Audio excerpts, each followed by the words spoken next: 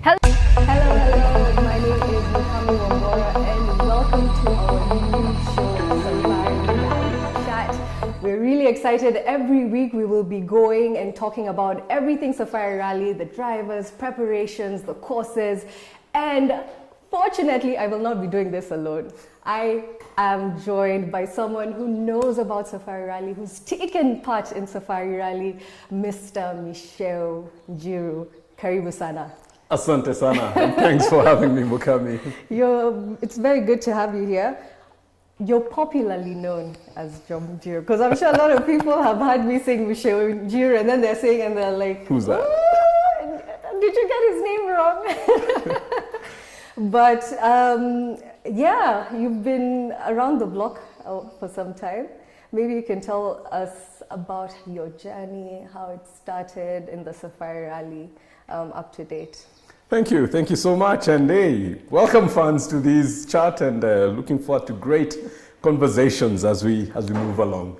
Well, my journey might sound a bit cliche, you know, every kid's dream to be in the Safari Rally, you know, out in the village in Meru, where I grew up, you know, watching the cars just passing by, and I was like, man, one day I want to be that guy in there.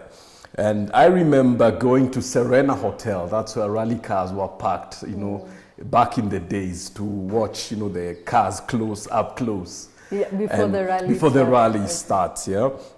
And there's this guy, I don't even know who he is or where he went to. I think he was called Mesheni Musa. I think he was a shags mate of mine, a guy from my village. He let me touch and sort of sit inside the rally car. And I think just that opportunity, that chance to sit in that car sparked an interest to one day, you know, be in the races, one day to compete, and one day to drive my own car. And that's how I guess the journey was birthed. Yeah. And you see the car, it's amazing. When is the first time you now actually take to the course? Actually, I started off as a spanner boy, you know, because then the company I was working for was sponsoring one of the drivers called Azza Anwar. Back in the days. He's a Kenya champion. And I kept following the cars and decided to figure out, where does this guy, where is his garage, you know? Where are rally cars fixed? Because I don't see them in my dad's garage where he takes his 504 for servicing. I mean, so I traced and found where Azar's garage was. And every weekend I would spend time there. And Azar would look and he's wondering, who's this curious boy who's always coming and just sitting in the garage, you know, all the time. Yeah, so, how old are you at that point? I was around 20, 21. Okay. Yeah. So I sat there and I gave my time over my weekends, you know, helping pack spare parts, and then started doing, you know, packing lists for them. And then eventually I was given a role to be the one organizing the pre-events for the rally for now his particular rally team. Yeah. So I'll be the one doing the packing list, make sure that the mechanics have somewhere to stay, accommodation has been booked, you know, just all the fine work around rally preparation. But while that was going on, Azar's son, he's called Shaza, and I started building a rally car on the sidelines of what we were doing. So it was a bit of a side hustle. Mzee knew these boys are up to something. So we started building this car. He would give us spare parts, you know, from, you know, his old rally cars. Friends would give us some of their spare parts. And for about 2 years, we built this pickup. Yeah, I think guys out there know it as Mark Mende, the legend. That was the name of this pickup, yeah. We built it, but at the same time, we were helping the Mzee in the rally. And also there's a guy called Julius Ngigi, who's his navigator, who kept encouraging me also to learn about navigation. So I was doing almost 3 things at the same time.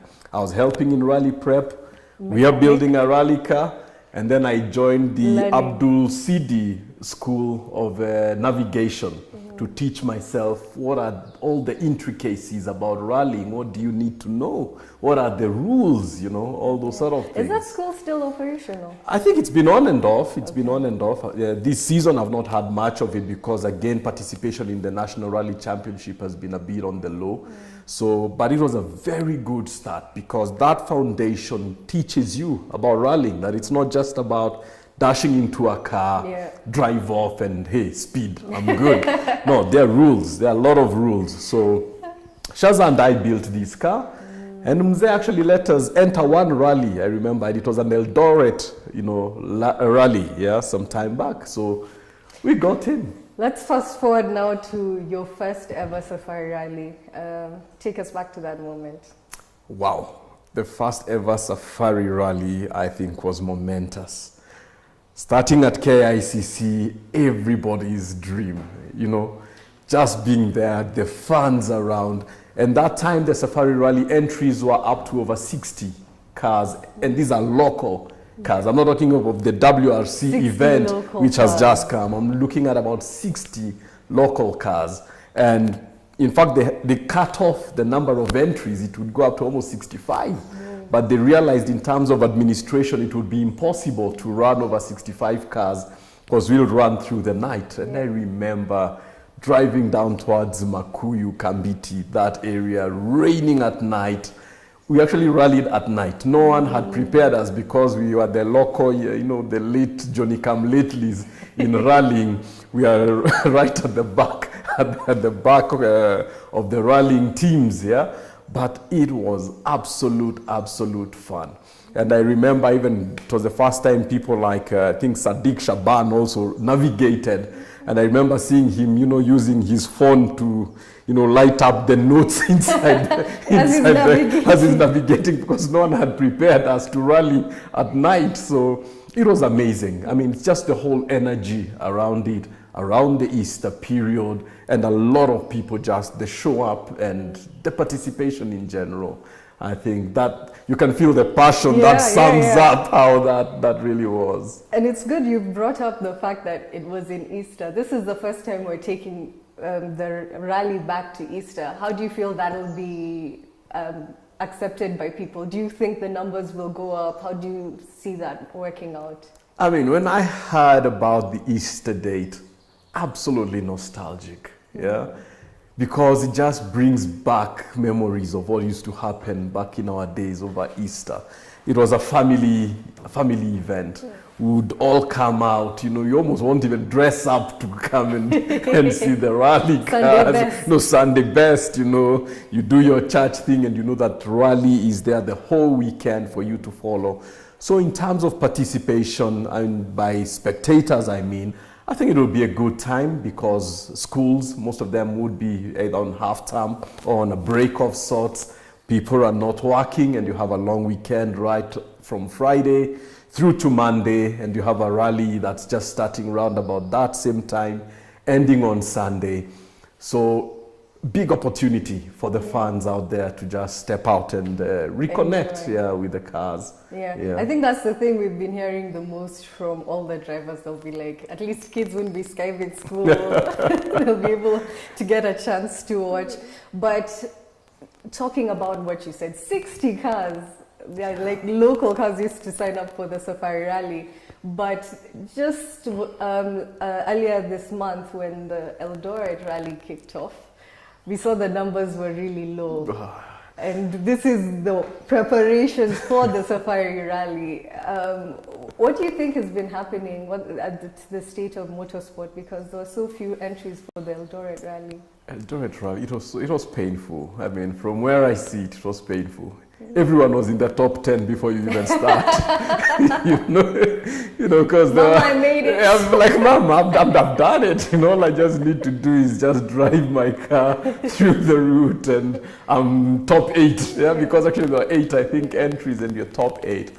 I think it's a big reflection of what's happening in the rally scene right now, where the grassroots rallies, the local sport, the local challenges have really gone under.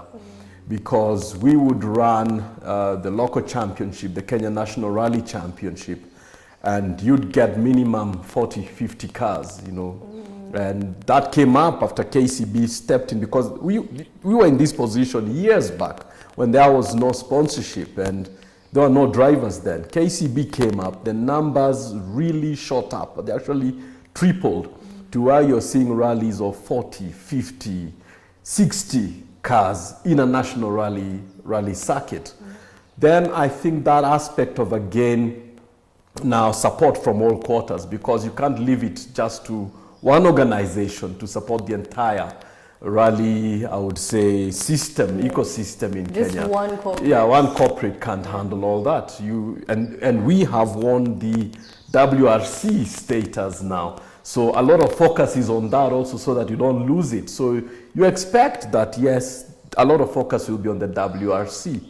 But the pipeline for WRC should be the Kenyan National Rally Championship and the autocross, you know, the smaller rallies that we have there, where a lot of drivers like ourselves were bathed through that system. So when you don't have sponsorship, you don't have people coming through, you don't have driver benefits to, you know, to incentivize you to bring your car out and, you know, take part in a local rally, then the dream is dead. We were talking earlier. I think it's important that you show your my beautiful trophy. Yeah, it looks like just a glass, but this is actually a trophy that I won in one of the rallies. After all the effort and all the weekend taking the car hustling out there, taking the car all the way. This was somewhere down at the coast. Yeah, Mama, I finished there, and that is part of the spoils. At least it has a nice. It has pride of space. It shows I was there. I finished. I did well. But that speaks a lot also into what goes into rally preparation. But do you feel that the Safari Rally now brings that opportunity to change? Because as you were saying, you were really inspired by watching the rally. So there'll be this whole new generation and crop of young talent, young kids who will also grow up wanting to do this. Do you feel like a big factor of that was the Safari Rally for you? It was the Safari Rally, yes. And then plugging in at a time when the system seemed to be, you know, was working well, whereby, as I say, there were rally schools, like the Abdul Sidi Rally School and the Azhar Anwar School, and other people, you know, had put in the Glen End bands. There were a few of those rally schools that were there, that a young person with passion, but I don't have the financing, can start somewhere. Or I'm given the opportunity to go to a garage somewhere and see what they are doing, then I sort of build myself through that pipeline. Now, if there are 9 drivers in a national rally championship and we have all these kids in Kenya, where do you even start? And that's why it was a good thing when you listen to, you know, the cabinet secretary speaking into the rally school coming up and being inaugurated. That is a good start, because it starts with giving you and equipping you with what do you need in terms of knowledge to get into rallying. So the Safari Rally just gives you that buzz, but we need to move it from the buzz to some action. And I remember he said the importance of making it Kenyan flavor, like making sure that we're not just there, we're actually competing, we're not just taking part. But let's now move on to this year's Safari Rally. The course, you know, you had the opportunity the last time you participated. I think that was in 2022. 2022. And we've spoken to the course director. He's mentioned that there won't be so many changes from the 2023 due to the time frame. What can drivers expect? What can spectators expect? You see, this is the beauty of the Safari Rally. The unpredictability of Safari Rally is what makes Safari Rally Safari So what they Rally. can expect is not to not to expect. Exactly, you've nailed it. Because in most of these other championships that they take part in, they'll almost literally take almost their old rally notes, because rallying is about the pace notes you've written. You can literally pick up those pace notes and you just go and revise 1 or 2 things about your pace notes, and you're like, oh, this is how Greece was, this is how it's gonna be this time around. Safari Rally Kenya, unpredictable. You come in today, shiny, hot, nice weather, 2 seconds, it's raining. Yet in your preparations, you had chosen tires for your car that cater gravel or rough sort of terrain. It starts raining, no chance to even change your tires. So it's about skill, it's about brain, it's about matter. That's what it is. And then also just the aesthetic beauty of this country is something you don't find. We take it for granted when we're here. As the navigator, what sections would you say, which parts of the course were you able to notice, like, oh, or were you head down? Okay, you notice that when you're doing what you call recce. Yeah. Recce is the pre-drive to check the rally route and to write the notes. Then you don't drive at speed and you use a personal car. You don't use the rally car. So when you're doing recce, I mean, you go around and you're like, okay. This is Tembea Kenya for free. Kenya. Magical Kenya it is. The wild animals, you know, there are stages like the Chui stage, which is a wildlife sanctuary. You go down into Hell's Gate and you're like, wow, what is this? So there's a lot in terms of all the stages. You drive into the Soisambu and the animals are all out there. I mean, great surprises, that you never thought you would see. But on rally day, believe me, everything is just mad dash. You just look at your rally notes, call the notes, you're just on point. You'll just hear maybe the driver, whoever you're with, saying, oops, and that's when you look at, and there's a giraffe that's decided, or a zebra has decided to force a proper zebra crossing while you're still at it. At that point, it's the spectators who get to enjoy. Yeah, spectators enjoy, but you can imagine the panic that we have as drivers or as the rally crew. Because there's one rally, we had flat out at about 180 kilometers. The next thing you're seeing is the back of a deer that has jumped across the rally car, and you just cut the back of it, on the side of your windscreen. And that brings me to my next question, because that feels like a very scary moment. It is. For the drivers and navigators, how do you prepare for that, like, safety, and also for the spectators, because now you've also gotten a chance to be there? What sort of safety precautions can people expect when they get to Naivasha? There are several aspects of safety. One is the motor, the car itself, the participants. Like the WRC, the rules are extremely, extremely stringent, and all for safety purposes. So there is what you call the scrutineering, which is the pre-check of the rally car and the rally equipment before any car is authorized to start.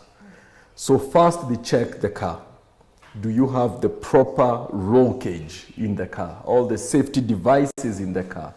Your fire extinguishers, are they the ones that are approved, that they've not expired? Your rally seat has to be current. It's not expired. The rally seats expire. So you have to make sure that your rally seat is current. The seat belts also have to be the right width. They have to be also current. They've not expired also. So they check on all nitty-gritties such as that. First, on the car, they check on things like your rally rims. If this has even a hairline crack, it's done. Out. That you can't race with that. So first is the car safety. Because if you, peradventure, have an accident or you hit something, the first safety net that you have is the rally car and all the safety features inside that car. The car has trackers inside to track your every movement. Your car has a tracker for G-forces. In case you have an accident, the headquarters will know what was the G-force in terms of impact of your rally car.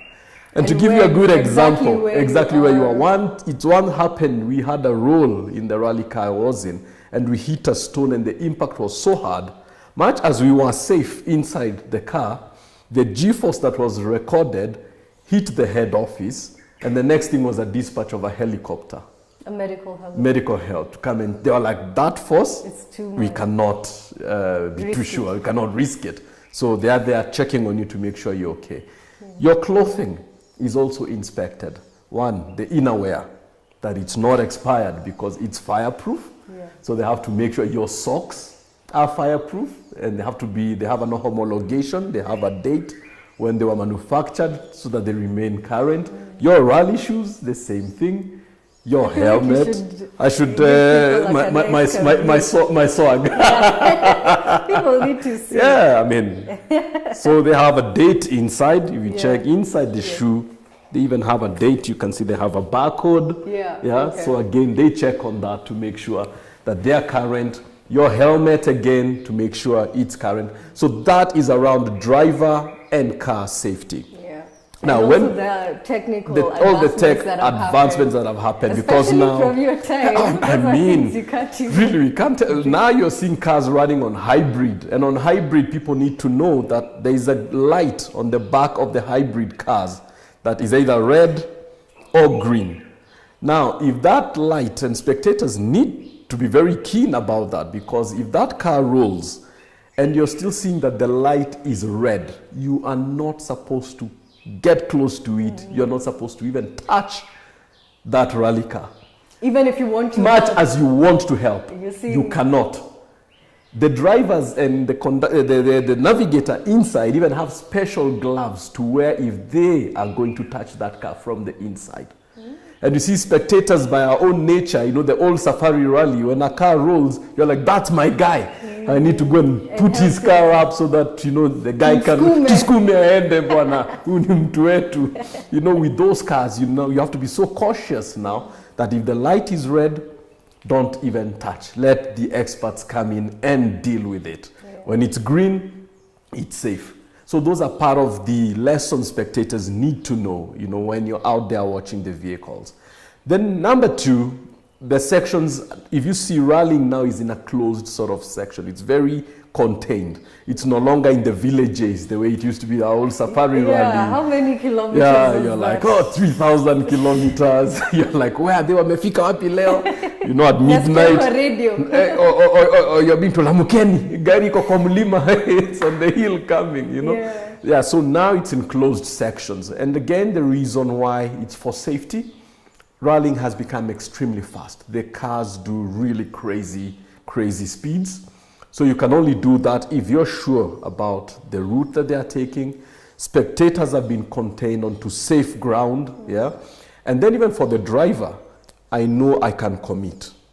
In terms of driving, I know that this road is clear. The only thing I look out for is maybe wildlife for Kenya's sake. That's the only thing I'll look out for. But in the normal rallying in the old days, there is a boda menace. You know, someone would come driving on the opposite side. It is absolutely scary, really scary.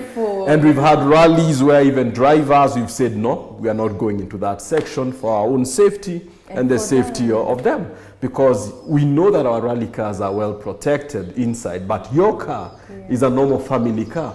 I hit you, then that's the end of the story. So having them in those closed sections that we have now, and as the WRC organizing team has done, make sure that we have the fun, but in a nice, safe environment. Let me ask you, what are you most looking forward to? Being out there. I'm just looking forward to being out there. I mean, it's good fun, it's good cheer, it's good memories, just being out in the bush, you know, with friends, with family, with old rally colleagues also. What's been the shift of when you used to watch as a kid, when you used to take part, and now watching, back to watching? How's that shift been for you? One, the thrill never ends. That's one thing. Watching as a kid, really thrilled, being out there watching it. Being in the car, driving, navigating, the thrill is there. I'm actualizing my dream, you know. And then now you're seeing on the other side, been there, done that. You know, there's another, like I don't want to be you. There's another thrill there, and also to really give a thumbs up to the drivers who have come up now. I mean, getting to see these young guys who are taking part in the WRC, because I follow them throughout the entire WRC series. So watching and how they're evolving and the tactics the various teams are putting in place. Because now I've got the technical aspect, having been there, and then now you're able to see the improvements that they are putting in. Then the game has become so mathematical also, strategy, and I love strategy because of my corporate heart. So teams are applying strategy in motorsport to win. So you can see what every other guy is trying to do to outwit the other. It's phenomenal, yeah. And for the Safari Rally specifically, what are some of your expectations? Let me speak with the drivers specifically, especially since you've been following the rally. I mean, for me, it's a very close and tight race, the way it started so far. I want to see the Hyundai and the Toyota teams, what they are up to. Because last time the Toyotas came into Kenya territory and they really, massacred everyone on the ground. The Hyundais, on the other hand, had a lot of issues with their suspensions. Much as one of the drivers, Thierry Neuville, was tops in the Kenya rally, his car just collapsed.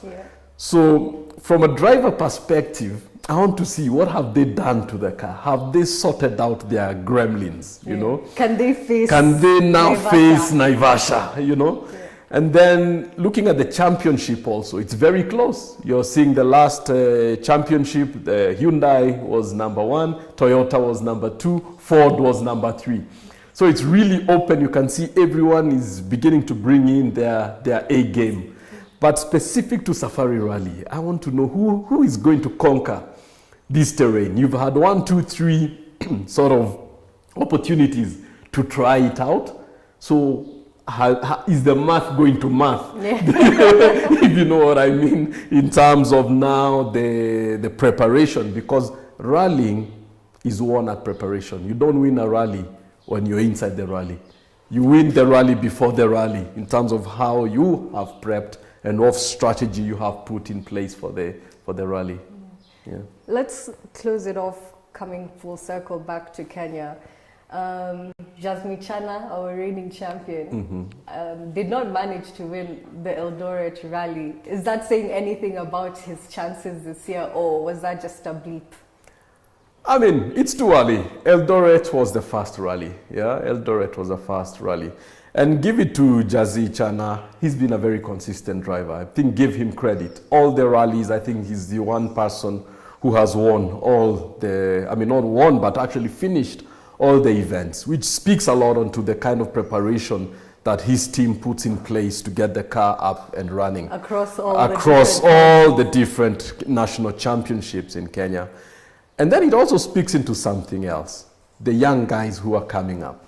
Saman Vora, doing extremely well. And the WRC3, you can see how the boy performed when he was out there. And now it's about just building experience. It's just building up his experience. Yeah? And I feel that's what you were saying in terms of moving from autocross slowly to KNRC, like that. That's sort of the progression. And that has been his progression, especially with him. You can see where he started off from. Yeah. And then here he is now sitting in a WRC car. So he's gaining confidence with every sort of event that's coming up. Same can be said of someone like Karan, yeah? Same story. That exposure, Africa Rally Championship, the local championship, those are the events that build him to be what he is now in the WRC. Yeah. So let's see what's going to happen. And a couple of them, I believe, are going to launch their new rally machines. And I think you've seen that already with Karan. With Jazzy Chana, probably something might be in the offing. So all those dynamics put together, I think, really present a wonderful, wonderful safari ahead. Yes, I love it. I love it. You've even given people a teaser into what to expect in the coming shows. That was Mushe Njiru, Job Njiru, as some others like to call him. We will be here every week just discussing as we catch up. Remember, it's 30 days left to the Safari Rally. Very little time, so much to discuss, but we will be here. Thank you for joining us. My name is Mukami Wambora.